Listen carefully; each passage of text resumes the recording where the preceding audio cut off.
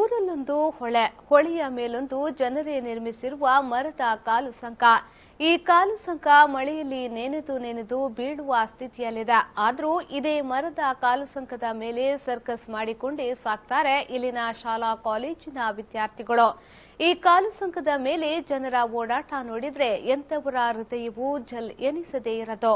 ಅಷ್ಟಕ್ಕೂ ಆ ಊರು ಯಾವುದು ಅಂತೀರಾ? ಈ ಸ್ಟೋರಿ ನೋಡಿ.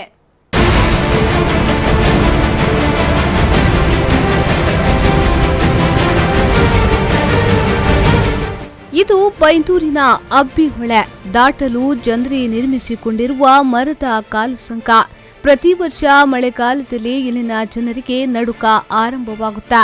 ಹೆಸರಿಗೆ ಮಾತ್ರ ತಾಲೂಕು ಕೇಂದ್ರವಾಗಿರೋ ಬೈಂದೂರಿನಲ್ಲಿ ಮರದ ಕಾಲು ಸಂಕಗಳು ಇರುವುದು ತುಂಬಾನೇ ಜಾಸ್ತಿ.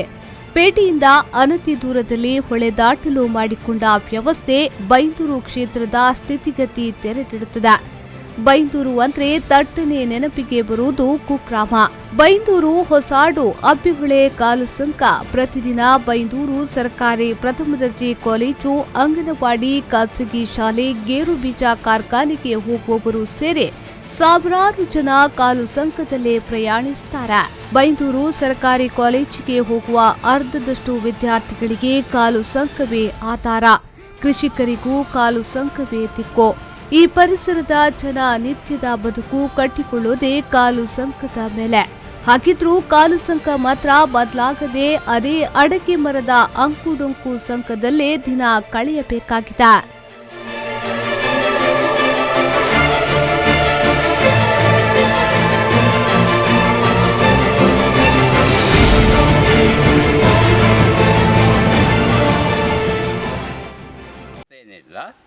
ಹೀಗೆ ಶಾಲೆ ಮಕ್ಕಳು ಮೇಯ್ನು. ಮತ್ತು ಇದು ಫ್ಯಾಕ್ಟ್ರಿಗೆ ಹೋಗುವವರು, ಡೈಲಿ ಫ್ಯಾಕ್ಟ್ರಿಗೆ ಹೋಗುವ ಮಕ್ಕಳು, ಅವರಿಗೆಲ್ಲ ತುಂಬ ಕಷ್ಟ ಆಗುತ್ತೆ. ಮಳೆಗಾಲದಲ್ಲಂತೂ ದಾಟಲಿಕ್ಕೆ ಆಗೋದಿಲ್ಲ ಕೆಳಗಡೆ. ಇದೆ ಫುಟ್ ಬ್ರಿಡ್ಜ್ ಹೀಗೆ ಊರು ಜನರೇ ಎಲ್ಲ ಸೇರ್ಕೊಂಡು ಮಾಡ್ತಾಯಿರೋ, ಪ್ರತಿ ವರ್ಷ ಮಾಡ್ತಾ ಇರೋದು. ಅದು ಒಮ್ಮೆ ಬಿದ್ದೋಯ್ತು ಮೊನ್ನೆ ಮಳೆಗಾಲದಲ್ಲಿ, ಪುನಃ ಇದು ಮಾಡಿದರು. ಇನ್ಸಿಡೆಂಟ್ ಏನಾದ್ರು ಆಯ್ತಾ?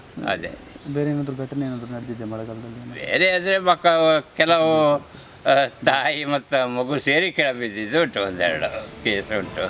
ಹೊಸಾಡಿ, ಅಬ್ಬಿಹೊಳೆ ಒಂದು ಮಗ್ಗಲು ಬೈಂದೂರು ಗ್ರಾಮ ಪಂಚಾಯಿತಿಗೆ ಸೇರಿದ್ರೆ ಮತ್ತೊಂದು ಮಗ್ಗಲು ಎಡ್ತೆರೆ ಪಂಚಾಯಿತಿಗೆ ಸೇರುತ್ತದೆ. ಎರಡು ಪಂಚಾಯಿತಿ ಗಡಿ ಸಮಸ್ಯೆ ಸೇತುವೆ ನಿರ್ಮಾಣಕ್ಕೆ ಮುಂದಿಡಲಾಗುತ್ತದೆ. ಅದೇ ಕಾಲು ಸಂಕದ ಪಕ್ಕದಲ್ಲಿರುವ ಶ್ರೀರಾಮೇಶ್ವರ ದೇವಸ್ಥಾನಕ್ಕೆ ಲಕ್ಷಾಂತರ ಸುರಿದು ಹೊಳೆಯ ಕವಲೊಡೆದು ಎರಡು ಕಡೆ ಹರಿಯುತ್ತಿದ್ರು. ಎರಡು ಬದಿಗೆ ಉತ್ತಮ ಕಾಲು ಸಂಕ ಮಾಡಲಾಗಿದೆ. ಇದಕ್ಕೆ ಗಡಿ ಸಮಸ್ಯೆಯಾಗಲಿ ರಾಜಕೀಯ ಭಿನ್ನಾಭಿಪ್ರಾಯ ಬಾರದೆ ಸಮನ್ವಯತೆ ಸಾಧಿಸಲಾಗಿದೆ. ಲಕ್ಷಾಂತರ ಸುರಿದು ನಿರ್ಮಿಸಿದ ಕಾಲು ಸಂಕ ದೇವಸ್ಥಾನ ಹಾಗೂ ಒಂದೆರಡು ನಿವಾಸ ಬಿಟ್ರೆ ಮತ್ತಾವ ಕಿಲುಬಿ ಪ್ರಯೋಜನಕ್ಕೂ ಬರೋದಿಲ್ಲ. ಇನ್ನು ಈ ಮರದ ಕಾಲು ಸಂಕ ದಾಟುವ ಬರದಲ್ಲಿ ಹೊಳೆಗೆ ಬಿದ್ದವರಿದ್ದಾರೆ. ನೀರಿನಲ್ಲಿ ಕೊಚ್ಚಿ ಹೋದ ಜಾನುವಾರುಗಳು ಇವೆ. ಕಾಲು ಸಂಕದ ಬದಲು ಸೇತುವೆ ಮಾಡಿಕೊಡುವಂತೆ ಜನ ಒತ್ತಾಯಿಸುತ್ತಲೇ ಬಂದಿದ್ದಾರೆ. ಸ್ಥಳಕ್ಕೆ ಭೇಟಿ ಕೊಟ್ಟು ಭರವಸೆ ಕೊಟ್ಟವರು ಇದ್ದಾರೆ.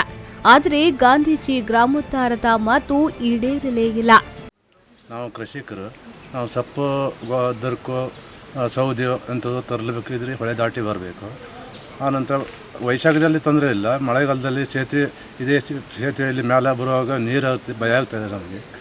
ಅದಕ್ಕೆ ಒಂದು ಸೇತುವೆಯನ್ನು ಮಾಡಿದರೆ ತುಂಬ ಒಳ್ಳೆಯದು. ಮತ್ತು ಶಾಲೆ ಮಕ್ಕಳಿಗೂ ಭಾರಿ ಅನುಕೂಲ. ಶಾಲೆ ಮಕ್ಕಳು ಎಷ್ಟೋ ಜನ ಮಕ್ಕಳು, ಸಣ್ಣ ಮಕ್ಕಳು ಹಿಡಿದು ದೊಡ್ಡ ಮಕ್ಕಳವರಿಗೆ ಹೋಗ್ತಾರೆ, ಅವ್ರಿಗೆ ತುಂಬ ತೊಂದರೆ ಆಗ್ತಾ ಉಂಟು. ಮತ್ತು ನಾವು ಗೊಬ್ಬರಕ್ಕಂತ ದನ ಕರುಗಳನ್ನು ಸಾಗುತ್ತೇವೆ. ಆ ಹೊಳೆ ದಾಟಿ ಹೋಗಿ ಮೆಂದುಕೊಂಡು ಬರಬೇಕಾಗತ್ತೆ. ಅದಕ್ಕಾಗಿ ಹೊಳೆಗೆ ದಾಟಿ ಹೋಗಲಿಕ್ಕೆ ಆಗೋದಿಲ್ಲ.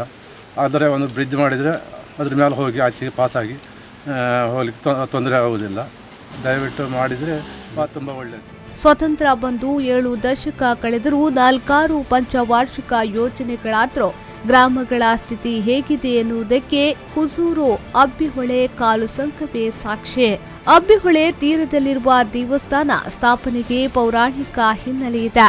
ಶ್ರೀರಾಮ ವನವಾಸ ಸಂದರ್ಭ ಸೀತೆಯನ್ನ ಹುಡುಕಿಕೊಂಡು ಬೈಂದೂರು ಪರಿಸರಕ್ಕೆ ಬಂದಿದ್ದ ಎಂಬ ನಂಬಿಕೆ ಇದ್ದು ಅಬ್ಬಿಹೊಳೆ ದಂಡೆಯಲ್ಲಿ ಶ್ರೀರಾಮೇಶ್ವರ ರಾಮನಿಂದ ಪೂಜಿಸಲ್ಪಟ್ಟಿದ್ದರಿಂದ ರಾಮೇಶ್ವರ ಎಂಬ ಹೆಸರು ಬಂತು ಎನ್ನುವುದು ಊರಿನ ಹಿರಿಯರ ಹೇಳಿಕೆ.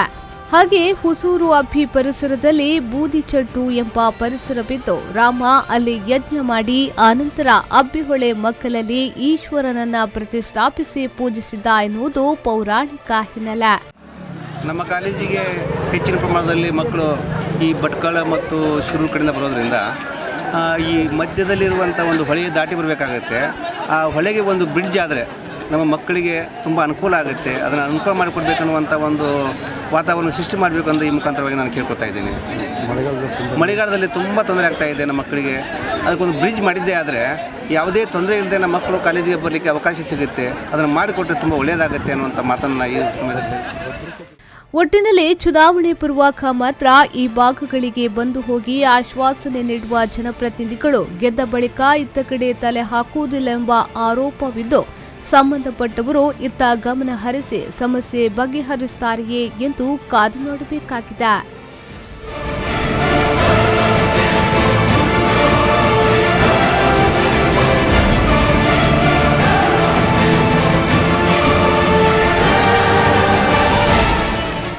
ಶ್ರೀಕಾಂತ್ ಹೆಮ್ಮಾಡಿ, ವಿ4 ನ್ಯೂಸ್ 24/7 ಕುಂದಾಪುರ.